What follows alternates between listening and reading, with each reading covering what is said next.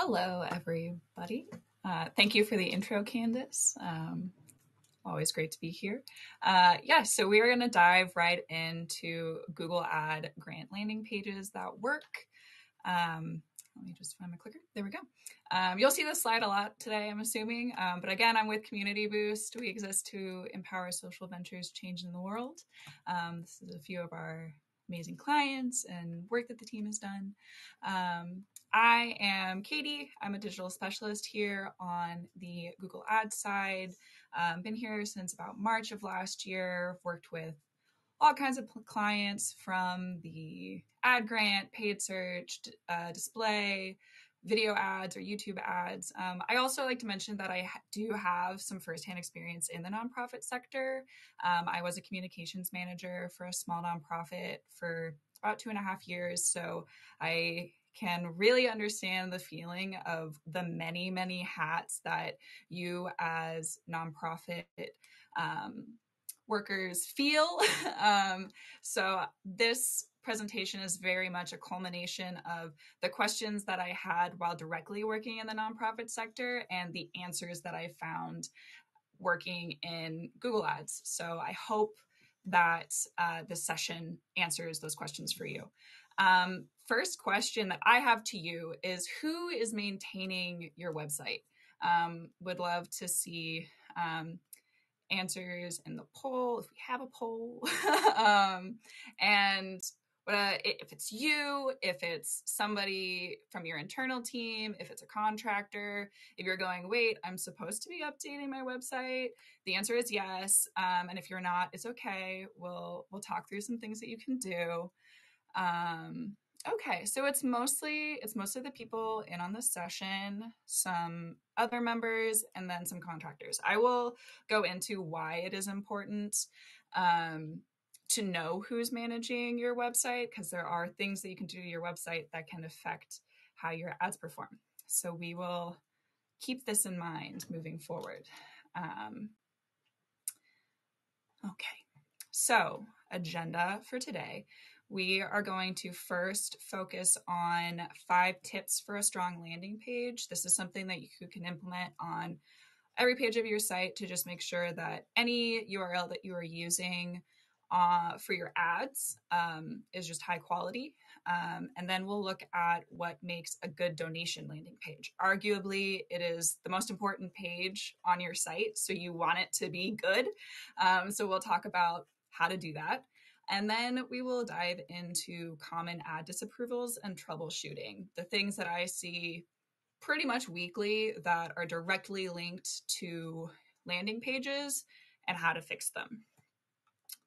So 5 tips for a strong landing page. First things first, across the board, you just want your landing page to be simple and easy to understand. You want to have information on your organization while not being overwhelming for your users. I know it's a fine balance, but kind of the key things that you want, your mission statement, if you have values already lined out, if you have areas of focus that you're working in, have those available, but don't fluff it up too much. Get straight to the point, tell them what you're doing, keep it simple and clear. The next thing that you need, not just from a good marketing standpoint, but also from a compliance standpoint, is you need to use call to actions. If you have a donate page, tell your user, donate today. If you want them to sign up for your newsletter, stay connected, learn more about our mission, you can make it. This is where you can add some fluff if you want to have a branded call to action. My previous job, we used "Make Dreams Come True Today." That was our donation tagline. You can use something like that here for a call to action. The third thing that we highly recommend is to use images to really illustrate what your organization is doing while also breaking up a landing page, like all that text that you have about your mission and vision. Give them a clear picture of what it is. An all blank page with just text is a little unappealing to the eyes. So add some images. We know you have them. You're all doing such amazing work in the community. Make sure you get pictures of it. Make sure that it's on your website. These last 2 are very jargony and a little technical, so I will go into it in the next couple of slides, but you need to double check that you don't have any broken links, specifically in your navigation bar. That's a compliance concern, and when you're applying for your ad grant, it'll be something that you really, really need to check, is that your navigation bar is linking to pages that are live. And then the last one is ensure that your site speed is good, that your pages are loading quickly. I'm going to pause for a brief second. If you haven't written down this URL, pagespeed.web.dev. That is what I use. That is what Google Support sends me when they are using things. Write it down so that you have it. It's really great for just checking how well your landing pages are loading. Okay, so on to broken links. What I mean by a broken link is when somebody goes to your page and the page can't be found. You get the sad broken Google robot, you get 404 error, you get the think bubble that says, I can't reach your page. This typically happens when you have updated your URL. So communityboost.org/blog has all of our blogs on it. If you decide you want to update it and you change the URL to communityboost.org/blogs2, you have now broken all links that were linked to your previous blog page. So that's a really important thing that you need to keep in mind when you're updating your pages. If you decide to update your URLs, you have to go back and check anything that links to it to make sure that they're still functioning. Most important spot to check is your navigation bar. That is the area of your site that visitors use to move from page to page. So it's typically at the top of your screen. We have ours screenshotted here. We have about, we have careers, services, case studies, all of these things that users can get to. But you're really sad if somebody clicked on your blog page on that link and got sent to the sad broken robot.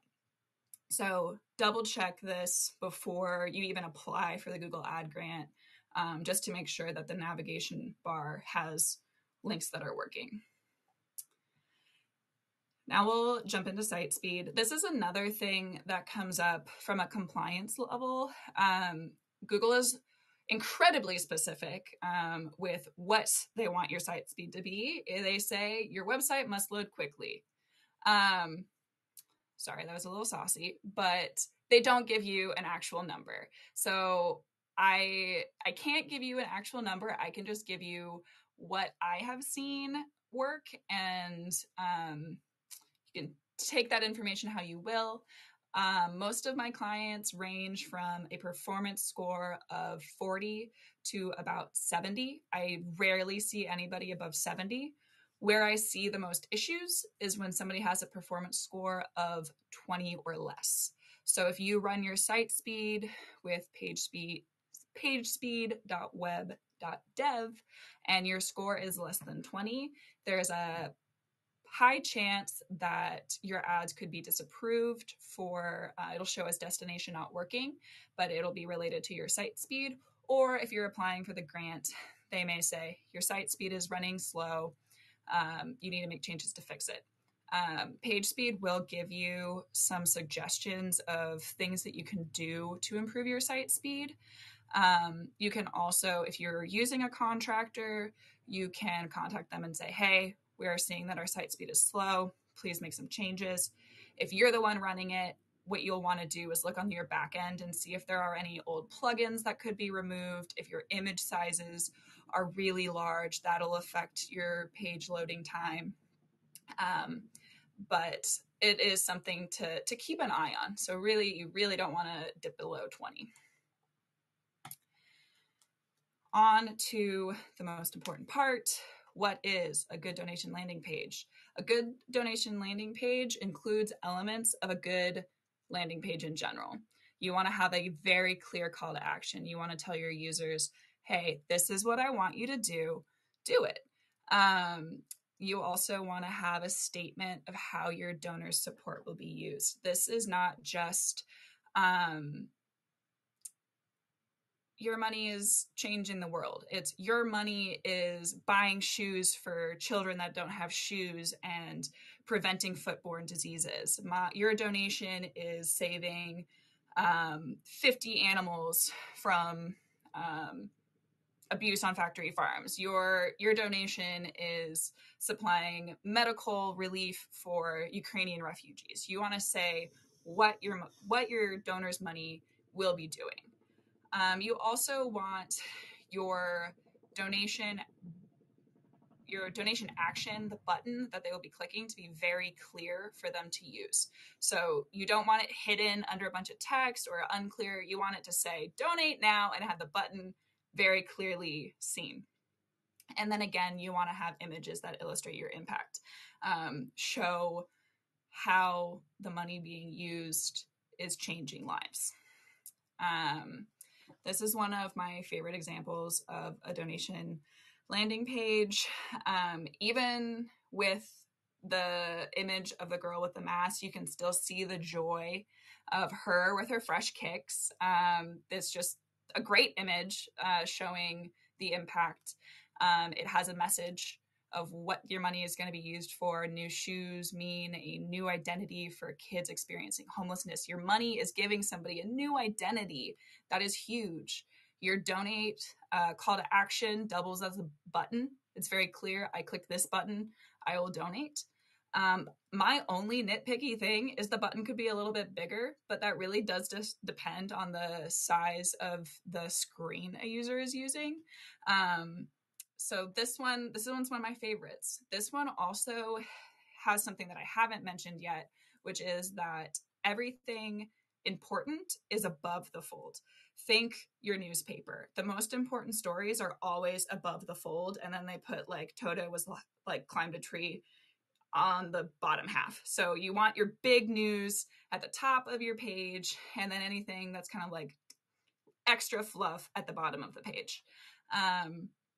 Users like to interact with pages above the fold. We've seen, I think it's about 70% of users will scroll, but their max scroll will be about 3. 85% of users will not scroll more than 3 times once they reach your landing page. So make it easy for them.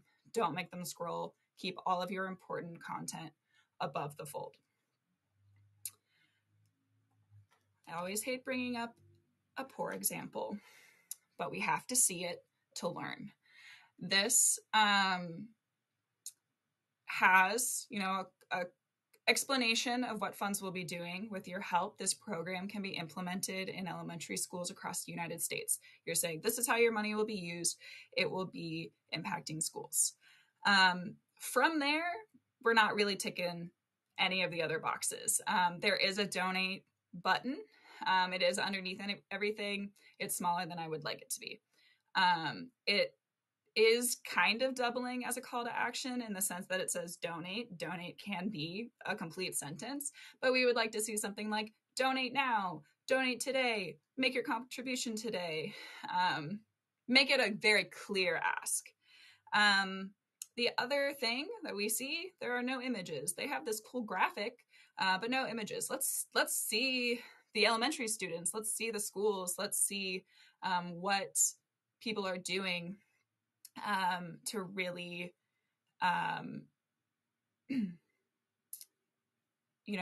drive home the impact of the program. The other thing with this particular page is the user has to scroll all the way down this page to be able to see it. So it takes 7 scrolls to reach this section of the page. That's too many scrolls. I think I might be the only user who's ever scrolled this low, is scrolling all the way down to the seven scrolls to be able to actually see what the site wants you to do. So really make sure it's at the top of the page is my last thing with this one is just make sure it's at the top of the page. Make sure your users know what you want them to do. Make sure you're illustrating it well. Okay, common disapprovals and troubleshooting. This is probably the most useful section in terms of updates to your ads and how to fix them. Things that I see weekly, daily, breaks my heart. Destination not working, misrepresentation and clickbait, and then a third party site. So, destination not working, what that means is when a user clicks on your ad, it's either not loading, it's taking a really long time to load, or the URL is broken. They're seeing the sad robot 404. They can't find your page. How you can check to see what is causing the error. First, click the ad in platform, see what URL it sends you to. If it sends you to a 404 error, go and talk to your web developer. If it's you, if it's somebody on your team, if it's your consultant, say, hey, did you change the URL of this landing page? So I'm running ads for Community Boost. I'm sending things to communityboost.org/blog. Maria is running our page, and she goes and changes it to /blog2. I don't know it. Our ads are still going to blogs. Our ads end up getting broken. So you really want to make sure you have clear communication across not only your website team, them all talking to each other, but also between your ad team and your website team to make sure that there's not any, broken links because somebody made an update and the other person didn't know. If your URL is working, it's correct, it's loading, it isn't showing you sad broken robot, check the site speed.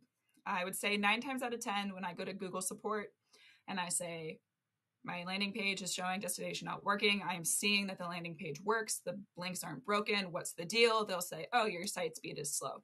And they'll send me a site speed link and say, yeah, look, and it's normally below 20. And then I have to go back to whomever is running the website and say, hey, our site speed is low. Would you please make some adjustments to improve it? And that normally will fix it. The final thing that will cause a destination not working is what is called destination mismatch. And this happens when the landing page that you are using is redirecting to a different page. So I have communityboost.org/blogs as my ad URL.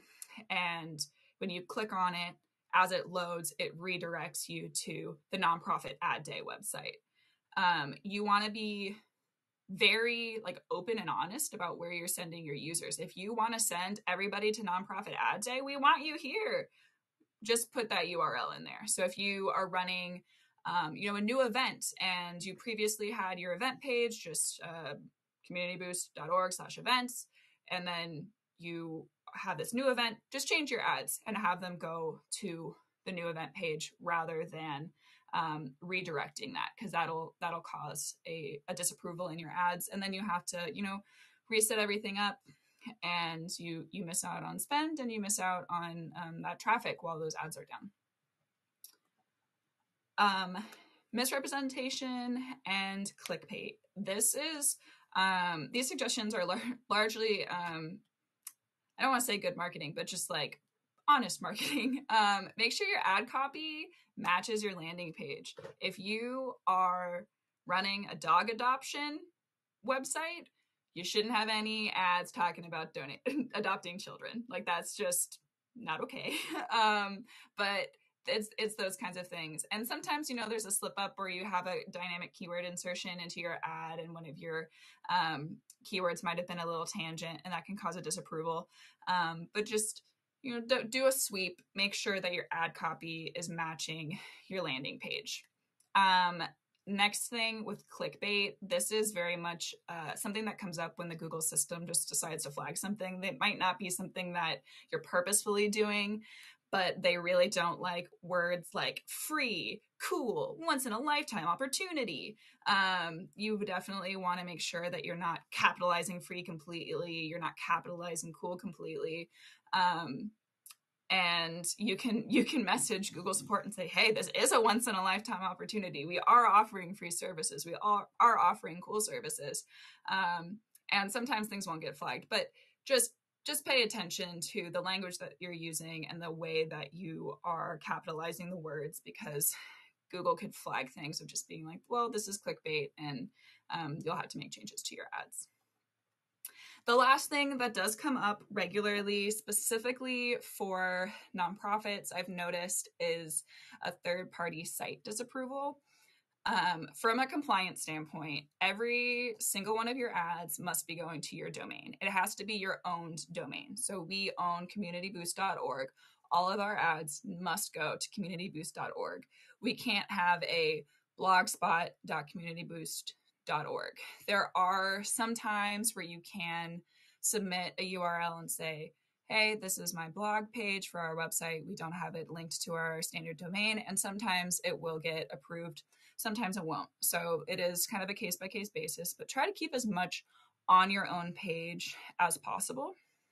There are specific donation platforms that are considered whitelisted. I have them listed here.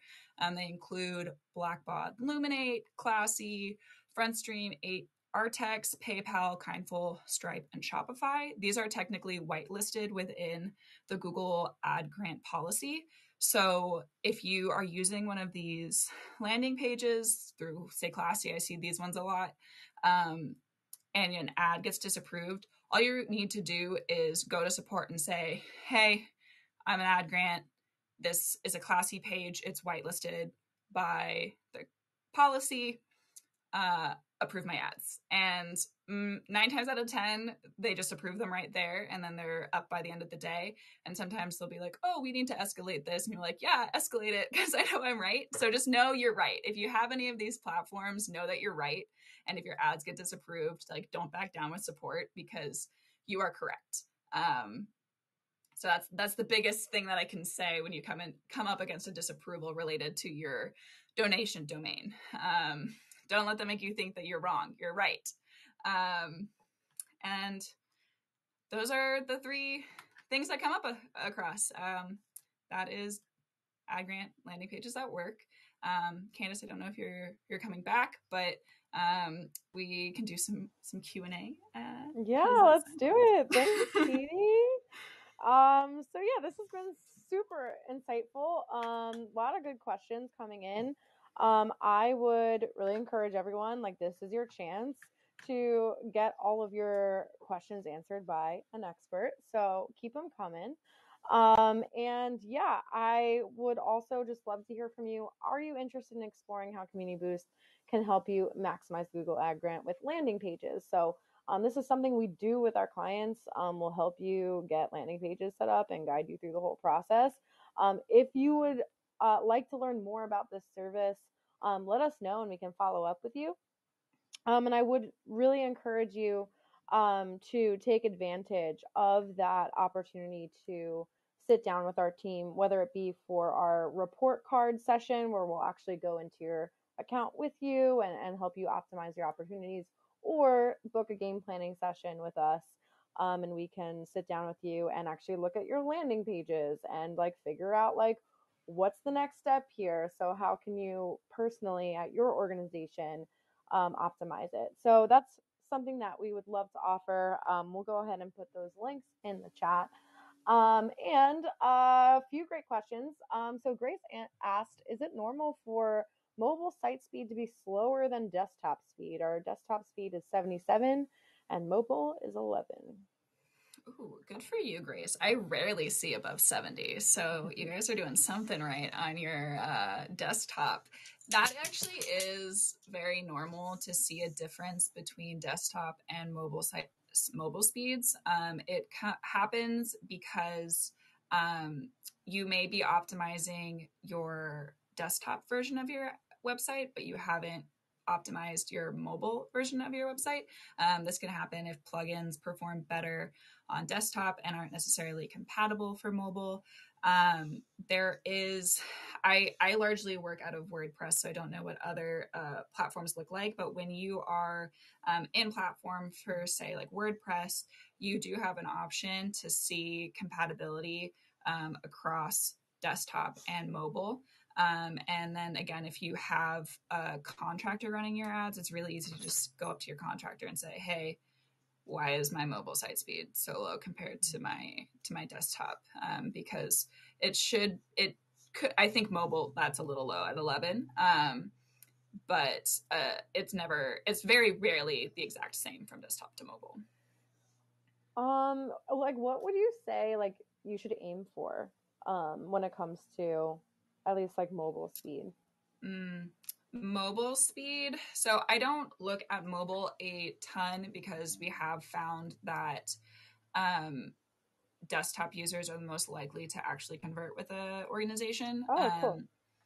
But I would say, ballpark, get it up to that 40 area. That's what we were shooting for on website. Shoot for those stars. Like, let's go for 40 on mobile as well.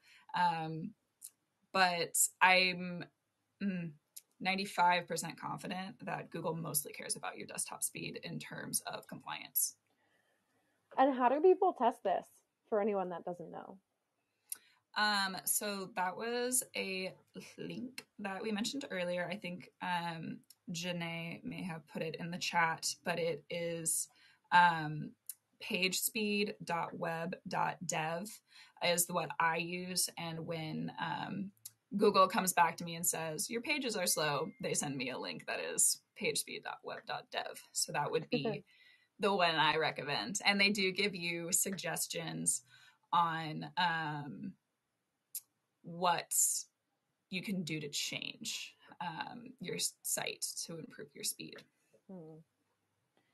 So we talked a little bit about some of the landing pages that are whitelisted. Do you know if HubSpot is?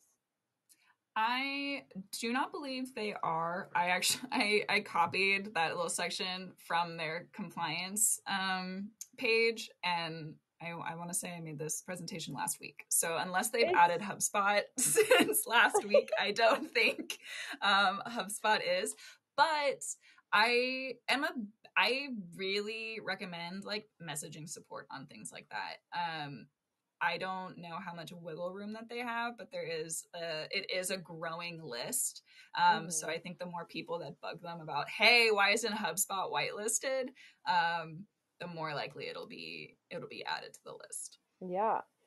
And it's a great opportunity. Like, yeah, go ahead and message their support, or feel free to follow up with us too, and we can shoot them an email with you as well. So yeah, happy to help with all landing page related questions. Jessica asked, our mobile site speed score is low, but the top issues are all Google related. So it's like reCAPTCHA, Google Tag Manager, and Google Analytics. So is there anything you can do to improve when Google is penalizing us for its own code? I guess my follow-up question would really be, where in your page are your tags or your codes embedded? I've noticed that when they are specifically in the header of a website, they perform better than when they are individually added to every single page. So that would be one thing that I would just check and see if it is in your header. And then, yeah, you can't, I hate that I always am saying message support, but that really is a Google concern that they need to be aware of, is like their own code is slowing down people's sites. But yeah, first step that I would do is make sure that it's in your header. And then if it is, in fact, if that is what like page speed is showing as the issue, contacting them. I think we historically have an analytics section at our summit, and I know Dejay would be better equipped to answer a question like this. So I don't. Candace, is this like addressed in the accelerator? How to put these tags in? Sorry, hold on one second. Yeah, so yeah, we can definitely I'll put the link in the chat for the accelerator if anyone's interested. We have like some real nice like step-by-step courses to help you maximize the Google Ad Grant. We don't have anything specifically on landing pages at the moment, but we're adding new things all the time. So yeah, we would love to give you the step-by-step run through with the accelerator course, or you can always work with us directly. Yep. So I'll go ahead and take that off the stage. Cool. Any more questions for Katie? We have time for a couple more if anyone has more questions about how they can really use their landing pages to the fullest to make sure that they're really utilizing their Google Ad Grant.